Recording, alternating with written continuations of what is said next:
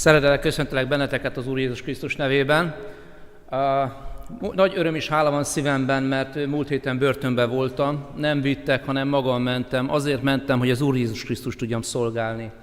Kérdezhetnétek, hogy miért pont oda? Nincs elég szolgált a gyülekezetünkben. De van, de hogy az Úr Jézus is, és a jó pásztor is elhagyja a 99 bárányt, és elmegy azért az egyért, aki elveszett. Én is úgy mentem ezek az elveszett emberekért. Azt írja az ige, hogy az emberfia azért jött, hogy megmentse, ami elveszett. Hát kurzilót tartottunk a börtönben. Egy olyan kurzilót, ami nagyon sok élményt ad, és nagyon Isten kapcsolatot ad. Isten kegyelmét lehet megérezni, de mi is az a kurzilló, mert sokat hallunk róla, de nem tudjuk, hogy mi is az. Egy hatalmas élményt, amit nem lehet szavakkal átadni, azt át kell érezni. A kurzilló egy 4 napos csendes hétvége, ahol megismerhetjük magunkat megismerve, hogy miért vagyunk itt a Földön, mi a mi küldetésünk, mi az mi feladatunk, miért létezünk, és megismerhetjük az Atyát, a szerető Atyánkat, aki egyszülött fiát adta értünk a mi bűneinkért. Megismertjük Jézus Krisztus, a mi személyes megváltónkat, és megtanulhatjuk, hogyan tudunk embertársunkkal közösségben élni. Ez a kurziló, ez a börtönkurziló is olyan volt, mint a rendes civil kurziló, de a fogvatartottak ugye nem tudnak kijönni a civil kurzilóra, így nekünk kell bevinni az evangéliumot. Mert azt mondta az Úr, menjetek el, tehát tegyetek tanítvánnyá minden népet. Hát mi mentünk. Komoly szolgálatra vállalkoztunk, nagyon sok biztonsági intézkedés előzte ezt meg. És jöttek a fogvatartottak, 17 fogvatartottal voltunk 4 napon keresztül, reggeltől estig, tehát reggel 7-kor bementünk, és este 6-kor jöttünk ki a börtönből. Együtt töltöttük velük az egész napot.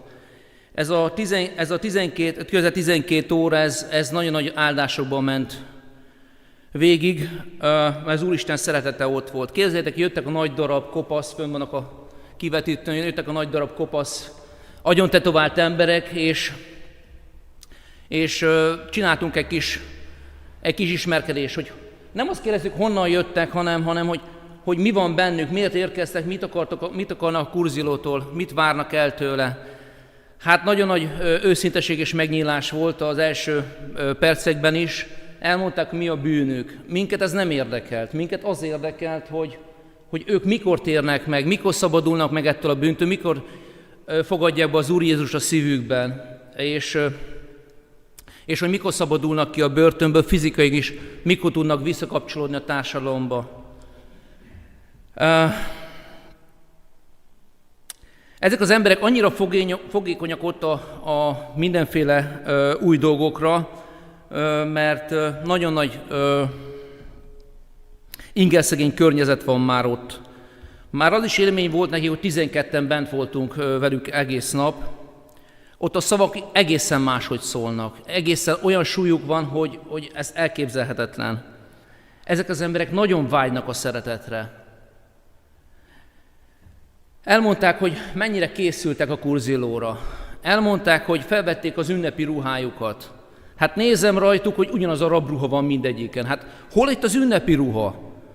Kiderült, hogy 2 ruhájuk van egy szakadt, vásott, használt, és van egy tiszta ruhájuk, amibe jöttek. Elmentek fodrászhoz, elmentek borotválkozni, tehát hogyha nincs rajtuk rabruha, nem mondom meg, hogy kik ők. Annyira tiszták és ápoltak voltak. Elmondtuk nekik, hogy nem azért jöttünk, hogy mi osszuk az észt. Azért jöttünk, mert van egy közös barátunk. Ez a barátunk küldött el minket, hogy elmondjuk nekik, hogy mennyire szereti őket, és úgy, ahogy vannak. Barátként jöttünk, és barátként mentünk el. Megöleltük egymást.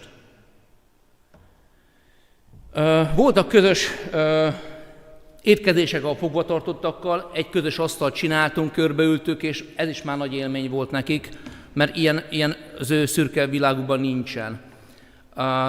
Rendesen, ami nekünk természetes, a porcelántányérból fémkanállal leszünk, ott ilyen nincs, műanyag minden, és olyan műanyag kanalak vannak, amik teljesen lapos, és mindenfele folyik a leves, csak arra nem, amerre kéne a szánk felé.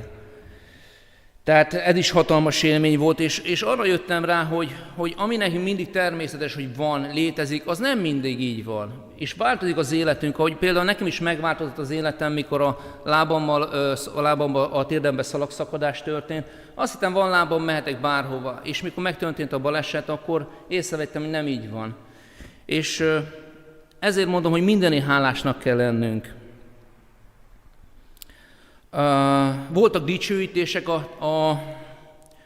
a börtönben, hamar létrejött egy dicsőítő zenekar, voltak ilyen zenész emberkék ottan, mondhatom így, és bekapcsoltak gitárra és kahonnal, óriási dicsőítés volt, zengett az egész folyosó. Tehát hatalmas volt. Isten megadta ezt a lehetőséget. Volt, aki a Jézust a kezére tetováltatta, és kérdeztem étkezés közben, hogy ez hogyan történt, hogy pont Jézust mi ikletett arra, hogy ezt rátetováltasd? Azt mondja, az összes tetkort levethetné magáról. Olyan tetoválást akart, amit soha nem fog megbánni. Tehát ezeket a szavat hallani, kicsit elérzékenyültem. Aztán voltak akik voltak bizonyságtételek. Azt mondta az egyik fogvatartott, hogy 1 éve van hátra, ő kimegy ebből a börtönből, helyre teszi a családjával az életét, a gyermekei főpapja szeretne lenni, és a társadalom hasznos része. Úgy gondolom, hogy az Úristen elvégezte benne a feladatot, és bennünk is.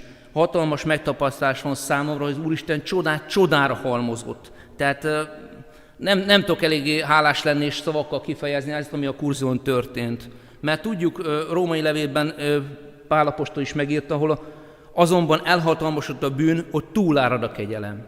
Hát ez a kegyelem, ez kiáradt, és tényleg szavakkal kifejezhetetlen ez a kegyelem, amit az Úristen adott nekünk ott. És decemberben újra vissza fogunk menni, biztatni fogjuk ezeket az embereket, hogy tartsanak ki hitben, mert csak ezzel egy megoldás van. Ha nem tartanak ki, akkor félelem és magány lesz az életük. És itt szeretném hirdetni a Kurzillót, tudom, már sokan voltatok, de rengeteg ember még nem találkozott ezzel a missziós folyamattal. Most megyünk október 12-én, 12-15-én leszünk Balatonalmádiba.